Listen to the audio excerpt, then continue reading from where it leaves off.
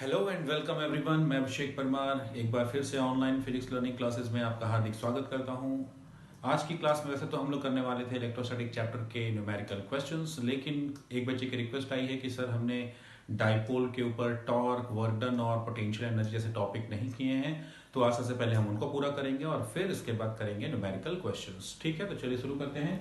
आज का topic torque on dipole, Hindi में कहते हैं इसको द्विध्रुव पर बल युग्म का आघूर्ण। ठीक है, तो टॉर्क ऑन डाइपोल समझने से पहले सबसे पहले हमको ये जो वर्ड है टॉर्क, इसके बारे में जानना होगा कि ये टॉर्क का क्या मतलब होता है। ठीक है, तो टॉर्क का मतलब ये होता है कि मान लीजिए हमारे पास ये ऐसे एक रॉड है। ठीक है, कंसिडर कि हमारे पास एक छोटा सा रॉड है और रॉड के इस अपर एंड पे हम इस डायरेक्शन में एक फोर्स लगाते हैं। ठीक है, और इसके ये लोअर एंड जो दिखाई दे रहा है इस पर भी हम एक फोर्स लगाते हैं, उतना ही जितना की फोर्स इस एंड पे लगाया गया है, बट अपोजिट डायरेक्शन में। तो हमने क्या किया, इस रॉड पर दो इक्वल फोर्सेस लगाए हुए हैं मैग्नीट्यूड में, वो भी अपोजिट डायरेक्शन में, और वो दोनों फोर्सेस इक्वल और अपोजिट डायरेक्शन में इस तरीके से लग रहे हैं कि इन दोनों फोर्सेस के जो लाइन ऑफ एक्शन है दे आर डिफरेंट। ओके, मतलब एक छड़ पर हम दो समान बल विपरीत दिशा में लगा रहे हैं और वो बल इस प्रकार से लगा रहे हैं कि उनकी क्रिया रेखाएं जो है वो अलग अलग है। Two equal and opposite forces, और वो इस तरीके से एक्ट कर रही हैं कि उनके line of action are different. अगर ऐसा होता है तो ये दोनों फोर्स मिलकर के कपल ऑफ फोर्स जनरेट करेंगे, जिसकी वजह से ये जो रॉड है वो इस एक्सिस के अराउंड कुछ इस तरीके से क्लॉकवाइज डायरेक्शन में घूमने लगेगा। और जब ये कपल ऑफ फोर्स लगता है तो इन्हीं कपल ऑफ फोर्सेस के रिजल्टेंट को हम कहते हैं टॉर्क। ओके, इसका मतलब ये हुआ कि टॉर्क दो फोर्सेस का रिजल्टेंट होता है जो किसी भी ऑब्जेक्ट को रोटेट कर देता है। ठीक है, तो शायद अब आपको टॉर्क का मतलब समझ में आ गया होगा। अब यही टॉर्क हमको देखना है डाइपोल के ऊपर, कि डाइपोल के ऊपर टॉर्क कब का मतलब एक्ट करता है और उसका डाइपोल के ऊपर क्या असर होता है। ठीक है, और उसको मैथमेटिकली कैसे हम लोग रिप्रेजेंट करेंगे। ठीक है, तो फिर से एक बार मैं रिपीट कर दूं, टॉर्क का मतलब होता है जब दो इक्वल एंड अपोजिट फोर्सेस किसी ऑब्जेक्ट के ऊपर इस तरीके से लग रहे हों कि उनके लाइन ऑफ एक्शन अलग अलग हों। यहां पे एक बात मैं और क्लियर कर दूं कि जरूरी नहीं है कि वो जो ऑब्जेक्ट है वो एक रॉड की तरह हो, किसी भी शेप और साइज का ऑब्जेक्ट हो, अगर हम उसके ऊपर दो इक्वल और अपोजिट फोर्सेस लगा देंगे with different line of action तो वो टॉर्क जनरेट करेंगे, ड्यू टू विच वो जो ऑब्जेक्ट है वो रोटेट होगा। फॉर एग्जाम्पल, अगर हमारे हाथ में ये मार्कर का कैप है और इसके ऊपर अगर हम अपने दो फिंगर से इक्वल और अपोजिट डायरेक्शन में फोर्स लगाते हैं तो इसका जो कैप है that will start rotating. Okay, तो चलिए टॉर्क ऑन डाइपोल की बात करते हैं। तो मान लेते हैं कि हमारे पास कहीं पर एक यूनिफॉर्म इलेक्ट्रिक फील्ड है, और यूनिफॉर्म इलेक्ट्रिक फील्ड को रिप्रेजेंट करने का तरीका क्या होता है, जस्ट ड्रॉ पैरेलल लाइंस। ये पैरेलल लाइंस अगर इलेक्ट्रिक लाइन ऑफ फोर्सेस हैं तो ये यूनिफॉर्म इलेक्ट्रिक फील्ड को रिप्रेजेंट करती है। तो हमने माना कि हमारे पास एक यूनिफॉर्म इलेक्ट्रिक फील्ड है और इस यूनिफॉर्म इलेक्ट्रिक फील्ड में एक डाइपोल प्लेस्ड किया गया है, या इसमें एक डाइपोल रखा हुआ है। डाइपोल को थोड़ा सा विजुअलाइज करने के लिए हम कुछ इस तरीके से बना रहे हैं। ये जो दो सर्कल आपको दिखाई दे रहे हैं, ये दो सर्कल प्लस क्यू और माइनस क्यू चार्ज को रिप्रेजेंट कर रहे हैं। आपको पता है कि डाइपोल में दो इक्वल और अपोजिट चार्जेस होते हैं जिनके बीच का जो डिस्टेंस होता है वो बहुत कम, जिसको अपन रिप्रेजेंट करते हैं 12 से होता है। तो suppose we have a dipole AB जिसकी लेंथ है 12 और वो यूनिफॉर्म इलेक्ट्रिक फील्ड में कुछ इस तरीके से रखा हुआ है कि उस डाइपोल के एक्सेस और इलेक्ट्रिक फील्ड लाइंस, या हम कहें कि इंटेंसिटी ऑफ इलेक्ट्रिक फील्ड का जो डायरेक्शन है उसके बीच में थीटा एंगल बन रहा है।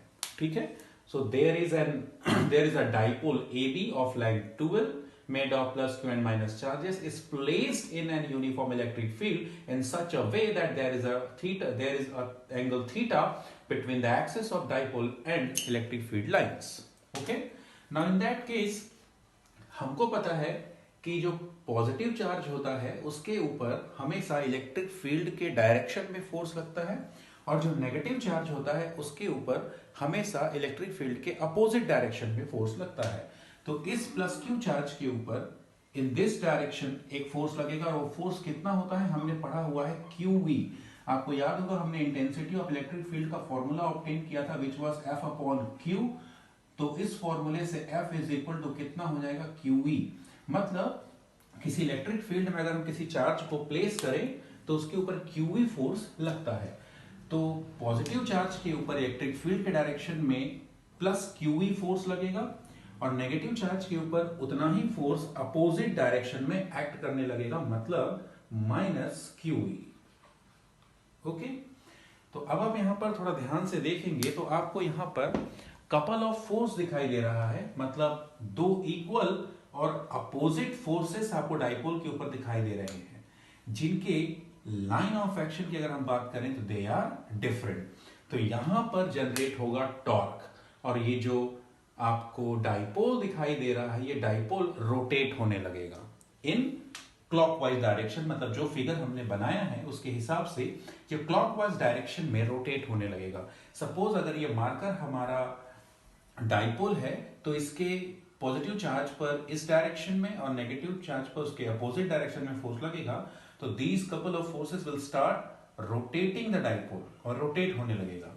और जैसे ही ये रोटेट होगा और रोटेट होते होते जैसे ही ये इस फील्ड लाइन के पैरेलल हो जाएगा, तो देखिए पैरेलल होने के केस में क्या होगा, पॉजिटिव के ऊपर इलेक्ट्रिक फील्ड के डायरेक्शन में फोर्स लगेगा, नेगेटिव के ऊपर उसके अपोजिट डायरेक्शन में फोर्स लगेगा। तो इस बार दो इक्वल और अपोजिट फोर्सेस इस तरीके से एक्ट करेंगे कि उनका लाइन ऑफ एक्शन सेम हो जाएगा, और जब लाइन ऑफ एक्शन आपका सेम हो जाएगा तो इनका जो F नेट यानी जो नेट फोर्स होगा वो हो जाएगा जीरो, मतलब जो टॉर्क होगा वो हो जाएगा जीरो, और वो इक्विलिब्रिया में आ जाएगा। ओके, तो ये है आपके टॉर्क का कॉन्सेप्ट। तो फिर से एक बार आपको बता दें कि अगर हम किसी इलेक्ट्रिक डाइपोल को किसी यूनिफॉर्म इलेक्ट्रिक फील्ड में प्लेस कर देते हैं तो उसके पॉजिटिव चार्ज के ऊपर फील्ड के डायरेक्शन में और नेगेटिव चार्ज के ऊपर फील्ड के अपोजिट डायरेक्शन में फोर्स लगता है।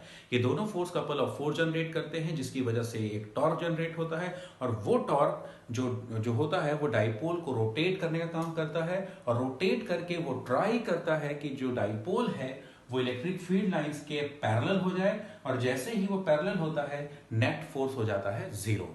ओके, सो हम ये कहेंगे कि torque inside an electric field on a dipole tries the dipole to make it parallel to the electric field. Okay? अब जो ये टॉर्क होता है इसको मैथमेटिकली कैसे ऑब्टेन करना है, तो बड़ा ही सिंपल सा कॉन्सेप्ट होता है, हमने क्लास 11th में पढ़ा हुआ है कि जो टॉर्क होता है always one of the force multiplied by there perpendicular distance. मतलब अगर हमको टॉर्क निकालना है या विद्युत द्विध्रुव का जो यहां पर बल लग रहा है उसका आघूर्ण निकालना है, तो वो होगा इन दोनों में से कोई एक बल गुणे दोनों के बीच की लंबवत दूरी, मतलब one of the force multiplied by there perpendicular distance. तो टॉर्क को हम स्पेशल सिंबल है, इसको अपन कहते हैं टाउ, टाउ से रिप्रेजेंट करते हैं। ये होगा वन ऑफ द फोर्स, देखिए वन ऑफ द फोर्स ये भी QV है, ये भी QV है, आपको यहाँ पे केवल मैग्नीट्यूड रखना है, तो दोनों का ही मैग्नीट्यूड क्या होगा QV, तो हमने यहाँ पे प्लेस कर दिया QV multiplied by there perpendicular distance. तो अब इन दोनों फोर्सेस का परपेंडिकुलर डिस्टेंस निकालने के लिए आपको क्या करना होता है, यहाँ पर आप एक परपेंडिकुलर ड्रॉ कीजिए। देखिए ये है प्लस QV फोर्स का लाइन ऑफ एक्शन और ये है माइनस QV फोर्स का लाइन ऑफ एक्शन। अब इन दोनों लाइन को अगर हम एक परपेंडिकुलर लाइन से मिलाते हैं तो आप देखिए यहां पर भी क्या बन रहा है 90 डिग्री का एंगल, और यहां पर भी क्या बन रहा है 90 डिग्री का angle. So this will become the perpendicular distance. तो AB हमें डाइपोल को नाम दिया हुआ है, इस वाले पॉइंट को हम नाम दे देते हैं C। तो अगर हम फिगर देखें तो यहां से AC जो है वो परपेंडिकुलर डिस्टेंस होगा। इसको एक बार और क्लियर कर लेते हैं। यहां से देखिए ये है आपके प्लस QV फोर्स का डायरेक्शन और ये है आपके माइनस QV फोर्स का डायरेक्शन। अगर हम इन दोनों फोर्सेस को एक लाइन से मिलाएं जो दोनों ही लाइन ऑफ एक्शन से 90 डिग्री का एंगल बना रहा हो, तो यही होगा आपका परपेंडिकुलर डिस्टेंस, जो कि यहां पर AC है। ठीक है, तो यहां पर हो जाएगा आपका QE मल्टीप्लाइड बाई AC। ये हो गया आपका इक्वेशन नंबर 1। अब अगर हम यहां से फिगर देखें, सो फ्रॉम द फिगर अगर आप देखें तो हम AC को फाइंड कर सकते हैं। AC कैसे फाइंड करेंगे, देखिए ये एंगल थीटा है तो ऑब्वियसली ये वाला एंगल भी थीटा होगा। ओके, और आपको पता है कि थीटा के जस्ट सामने वाला जो साइड होता है उसको हम परपेंडिकुलर कहते हैं। और अगर हम इस फिगर में साइन थीटा ऑब्टेन करते हैं तो फ्रॉम द फिगर अगर हम साइन थीटा निकालते हैं तो साइन थीटा क्या होगा, तो आपको पता है it will be perpendicular upon hypotenuse. Okay, तो इस फिगर में देखिए परपेंडिकुलर क्या है, तो आप देखेंगे साइन थीटा परपेंडिकुलर है आपका AC अपॉन हाइपोटेनस। हाइपोटेनस है यहाँ पर AB according to the figure, तो यहां से AC हो जाएगा आपका AB साइन थीटा। और अगर हम AB देखें तो AB is the length of dipole जो कि कितना है 2L, तो यहां से आपका AC हो जाएगा 2L sine theta. Give it as equation number 2। Now put the value of equation number 2 into 1। तो जैसे ही 2 की वैल्यू हम 1 में रखेंगे तो टाउ हो जाएगा आपका QE into 2L sine theta, equation number 3। अब अगर इसको आप ध्यान से देखें तो ये है 2L और ये है Q। हमने पढ़ा है कि 2L इंटू Q होता है आपका डाइपोल मोमेंट यानी कि P। तो यहां पर Q और 2L की जगह पर हम प्लेस कर देंगे P, तो टाउ का फाइनल फॉर्मूला आ जाएगा आपके पास PE साइन थीटा। ओके, तो ये है mathematical representation of torque on a dipole inside an electric field जो कि होता है PE साइन थीटा। ओके, तो पॉज करके इसका स्क्रीनशॉट ले लें, फिर आगे बढ़ते हैं हम लोग। ठीक है, ओके, तो टॉर्क का फॉर्मूला आ गया PE sine theta. Numerical questions में ये काम आएगा। चलिए ले लिए स्क्रीनशॉट। ओके, चलिए तो अब आगे बढ़ते हैं। तो हमने देखा कि जो फाइनल टॉर्क जनरेट हुआ on the dipole inside magnetic electric field is PE sine theta. मतलब जो टॉर्क होता है उसका जो मैग्नीट्यूड है वो डिपेंड करेगा यहां पर डाइपोल मोमेंट के ऊपर, इंटेंसिटी ऑफ इलेक्ट्रिक फील्ड के मैग्नीट्यूड के ऊपर, और थीटा मतलब एंगल जो बन रहा है डाइपोल के एक्सिस और इलेक्ट्रिक फील्ड के बीच में उसके ऊपर डिपेंड करेगा। अब अगर हम यहां पर कुछ कंडीशंस लेते हैं, कंडीशन 1, कंडीशन 2 और कंडीशन 3। सपोज कि हमारे पास ये यूनिफॉर्म इलेक्ट्रिक फील्ड है और उसमें जो डाइपोल है वो परपेंडिकुलर प्लेस्ड है, मतलब ये रहा प्लस Q चार्ज, ये रहा माइनस Q चार्ज, एक्सिस और इलेक्ट्रिक फील्ड के बीच में 90 डिग्री का एंगल बन रहा है। सेकंड कंडीशन में हम लेते हैं कि हमारे पास यूनिफॉर्म इलेक्ट्रिक फील्ड है और उसमें जो हमारा डाइपोल है मतलब प्लस Q माइनस Q जो डाइपोल है वो इस तरीके से प्लेस्ड है कि यहाँ पर थीटा जो है आपका इलेक्ट्रिक फील्ड और एक्सिस के बीच में वो है 0 डिग्री।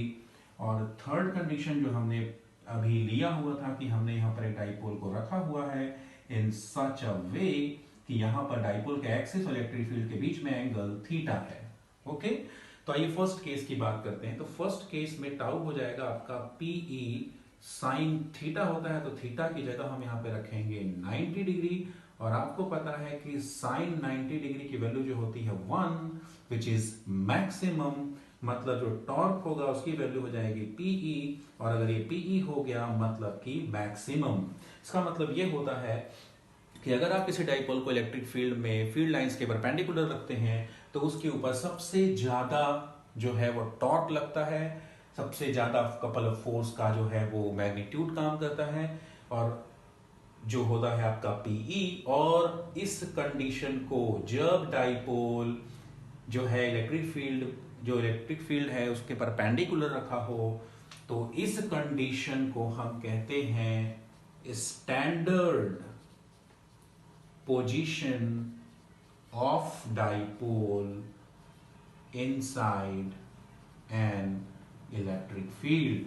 तो अगर आपसे कोई पूछता है कि what is the standard position of dipole inside the electric field, तो आप आंसर करेंगे when the dipole is placed perpendicular to the field lines of that electric field. Okay, now condition number 2 लेते हैं। कंडीशन नंबर 2 में अगर हम tau के फॉर्मूले में थीटा की वैल्यू 0 डिग्री रखते हैं तो हमको पता है कि साइन 0 डिग्री की वैल्यू होती है 0। अगर हम यहाँ पे 0 प्लेस करते हैं तो ओवरऑल द टाउ और टॉर्क विल बिकम 0।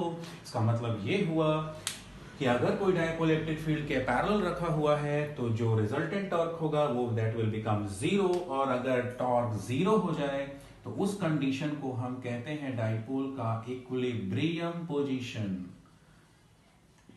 तो अगर आपसे कोई पूछता है कि what do you mean by equilibrium position of dipole, तो आप बोलोगे it is the condition when dipole is placed parallel to the electric field. Now condition number 3, theta angle के लिए हमने टाउ को फाइंड किया था, जो कि हमारे पास था पीई साइन थीटा।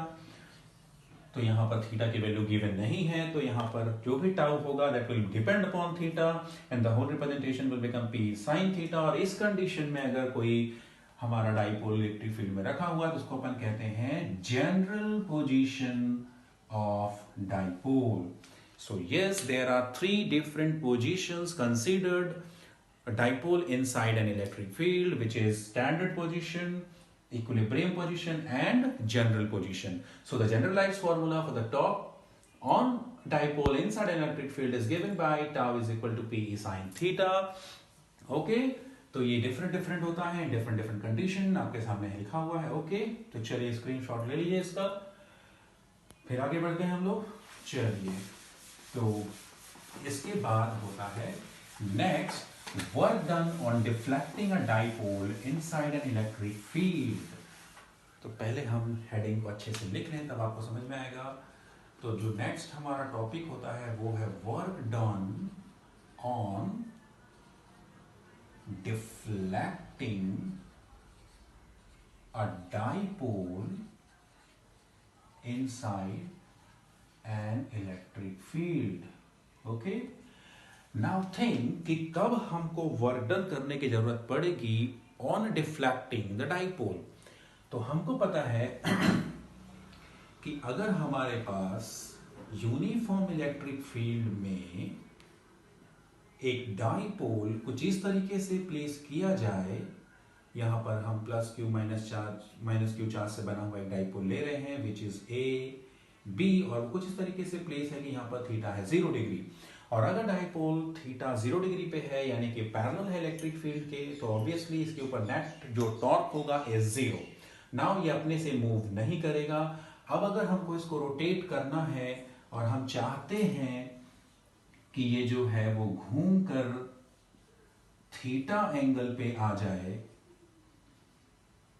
तो हमको इसके ऊपर आउटसोर्स से वर्क डन करना पड़ेगा। ये अपने से नहीं होगा क्योंकि now this the dipole is in equilibrium position. Now if we have to rotate and to make an angle theta between electric field and axis of dipole, then we need to work done. तो हमने work done किया और ये rotate हो गया। Okay, तो अब अगर हमको इसके एंगल 0 से थीटा तक लाने में जो वर्क डन करना पड़ा, अगर हमको वो ऑब्टेन करना है तो वो क्या होगा, ये है हमारा नेक्स्ट टॉपिक। तो हमको उसके लिए क्या कंसिडर करना है कि मान लेते हैं कि इन दोनों के बीच में एक कंडीशन ऐसी है जब हमने इसको थोड़ा सा रोटेट किया, मतलब हमने बहुत स्मॉल एंगल डी थीटा के लिए इसको रोटेट किया एंड देन थीटा के लिए रोटेट किया। ठीक है, तो पहले अगर हम ये स्मॉल वर्क डन निकाल लें तो उसकी हेल्प से इंटीग्रेट करके या इंटीग्रेशन करके हम टोटल वर्क डन निकाल सकते हैं। ठीक है, तो अगर हम इस वाले कंडीशन की बात करते हैं कि भैया work done on rotating the dipole for a very small angle d theta। Okay, तो वो स्मॉल वर्क डन होगा आपका dw। d का मतलब आपको पता है, डिफरेंशिएशन में इसको यूज करते हैं, d मतलब बहुत स्मॉल। तो आपको पता है वर्क डन का फॉर्मूला होता है फोर्स इनटू डिस्प्लेसमेंट। अब आप यहाँ पर ये मत बोलिएगा कि सर वर्क डन जो है डॉट प्रोडक्ट है, यहाँ पे से समझने के लिए हमने लिखा हुआ है कि जो वर्क डन होता है वो होता है फोर्स इनटू डिस्प्लेसमेंट। ठीक है, यहाँ पर एक क्रॉस प्रोडक्ट वाला नहीं है, ये समझने के लिए कि फोर्स इनटू डिस्प्लेसमेंट होता है वर्क डन। तो यहाँ पर अगर हमको वर्क डन निकालना है स्मॉल, तो वो होगा फोर्स इनटू स्मॉल डिस्प्लेसमेंट, तो डी W हो जाएगा आपका फोर्स। देखिए हमको पता है कि जब डाइपोल आपका इलेक्ट्रिक फील्ड में होता है तो उसके ऊपर फोर्स नहीं कपल ऑफ फोर्सेस लगते हैं जो कि टॉर्क जनरेट करते हैं। तो यहाँ पर फोर्स की जगह हम लिखेंगे torque, torque into small displacement. तो टॉर्क होता है आपका टाउ और डिस्प्लेसमेंट हुआ है यहाँ पर डी थीटा। तो ये हो गया आपका स्मॉल वर्क डन। लेकिन हमको निकालना है total work done on deflecting the dipole from 0 degree to theta.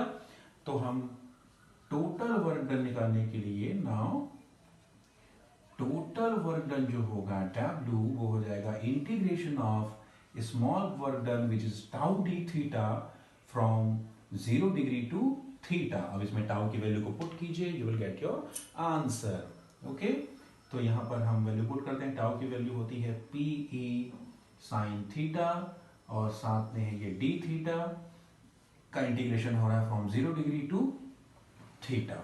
Okay, बस को सॉल्व करना है, हमारे पास वर्क डन आ जाएगा। साफ कर दें, चलिए।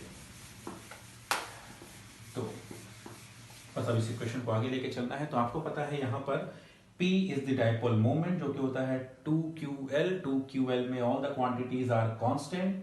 E हमने यहाँ पर कहा था यूनिफॉर्म इलेक्ट्रिक फील्ड है, तो उसका मैग्नीट्यूड भी हो गया कांस्टेंट। तो इस इंटीग्रेशन टर्म से P और E आ जाएंगे बाहर, मतलब इनका इंटीग्रेशन नहीं होगा, क्योंकि हमने क्लास 11 में पढ़ा है कि कांस्टेंट वैल्यूज का ना इंटीग्रेशन होता है और ना ही डिफरेंशिएशन होता है। तो अब यहाँ पर इंटीग्रेशन केवल होगा 0 to theta degree sine theta d theta का। अब आपको पता है कि जो साइन थीटा होता है, साइन थीटा डी थीटा का जो इंटीग्रेशन होता है वो होता है minus cos theta 0 degree to theta होगा। अब इसके बाद आपको पता है एक बार अपर लिमिट एक बार लोअर लिमिट, तो ये हो जाएगा W is equal to PE। Upper limit हो जाएगा माइनस कॉस थीटा माइनस ये हो जाएगा माइनस कॉस 0 डिग्री। ओके, एक बार upper limit minus lower limit. तो अगर आप इसको आगे सॉल्व करते हैं तो ये हो जाएगा आपका माइनस कॉस थीटा और कॉस 0 डिग्री की वैल्यू होती है 1, तो माइनस माइनस प्लस प्लस हो जाएगा 1। अब इसको अगर हम अरेंज करके लिख दें तो ये हो जाएगा PE 1 minus cos theta. Yes, तो PE 1 minus cos theta is the representation of work done on deflecting a dipole inside an electric field or inside an uniform electric field. Okay, तो ये था वर्क डन का यहां पर representation which is PE 1 minus cos theta. Okay, note कर लेंगे इसको। चलिए मिटा दें इसको। चलिए, अब आता है जो थर्ड टॉपिक है इसका, वो है पोटेंशियल एनर्जी ऑफ डाइपोल। तो देखिए, पोटेंशियल एनर्जी ऑफ जो डाइपोल होता है उसका जो कॉन्सेप्ट है वो कुछ इस तरीके से है कि मान लीजिए हमारे पास यूनिफॉर्म इलेक्ट्रिक फील्ड है जिसमें एक डाइपोल है प्लस Q माइनस Q से बना हुआ, जो कि 90 डिग्री एंगल पे रखा हुआ है, मतलब अपने स्टैंडर्ड पोजीशन पे है। और आपने देखा कि वो जो आपका डाइपोल है वो रोटेट हो गया और जो एंगल है वो कितना हो गया थीटा। ओके, मतलब जो स्टैंडर्ड पोजीशन से जो डाइपोल है वो अपने जनरल पोजीशन पे आ गया। तो किसी भी डाइपोल को उसके स्टैंडर्ड पोजीशन से जनरल पोजीशन में लाने में जो भी वर्क डन होता है that is considered as the potential energy of dipole, because standard position में डाइपोल के ऊपर सबसे ज्यादा टॉर्क जनरेट होता है। तो वो जो टॉर्क जनरेट हुआ वही उसमें in terms of potential energy store हो जाता है। ओके, तो अगर हमसे कोई पूछता है कि what do you mean by the potential energy of a dipole, तो हमारा जवाब होगा it is the work done on rotating और deflecting a dipole from its standard position to general position. Okay, तो अब इसको रोटेट करने के लिए वर्क डन निकाल लीजिए। तो आपने देखा था कि W निकालने के लिए हम लोग इंटीग्रेट करते हैं किसे, टाउ डी थीटा को फ्रॉम 0 टू थीटा। तो यहां पर हो जाएगा 90 डिग्री, 90 डिग्री को हम कहते हैं pi by two to theta. अब इसको आप सोल्व कर दीजिए, आपके पास पोटेंशियल एनर्जी का फॉर्मूला आ जाएगा, क्योंकि यही वर्क डन जो है is given as potential energy. तो नाउ जो पोटेंशियल एनर्जी होगा इसको अगर हम यहाँ पे U से डिनोट करते हैं, क्योंकि P यहाँ पर हम यूज करेंगे, तो नाउ जो पोटेंशियल एनर्जी होगा आपका U is will become PE sine theta d theta from pi by two to theta. आपको पता है कि इसमें से जो PE है वो आ जाएगा बाहर और केवल इंटीग्रेशन होगा साइन थीटा डी थीटा का जिसका आंसर आपको पता है कि वो होगा कितना, माइनस कॉस थीटा। तो यहां पर आपका होगा पीई और ये हो जाएगा आपका माइनस कॉस थीटा। इंटीग्रेशन हमने कहां से कहां तक किया है, from pi by 2 to theta. तो आपको पता है कि क्या करना होगा, एक बार अपर लिमिट का मतलब हो गया minus cos theta minus cos pi by 2। और आपको पता है कि cos पाई बाई 2 की वैल्यू होती है 0, तो whole this term will become 0। तो यहां पर केवल क्या बचेगा, माइनस कॉस थीटा। तो माइनस को बाहर मल्टीप्लाई करेंगे तो potential energy of dipole inside an electric field will become minus P E cos theta.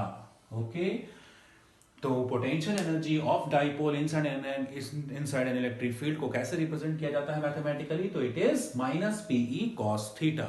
Okay, चलिए, तो ये हो गया पोटेंशियल एनर्जी का भी रिप्रेजेंटेशन। और यहां से जब हमको फाइनल फॉर्मूला मिला है तो यहां से हम 3 बहुत इंपॉर्टेंट रिजल्ट निकाल सकते हैं। वो क्या है, तो आप यहां पर देखिए, पोटेंशियल एनर्जी यू का फॉर्मूला मिला है माइनस पीई कॉस थीटा।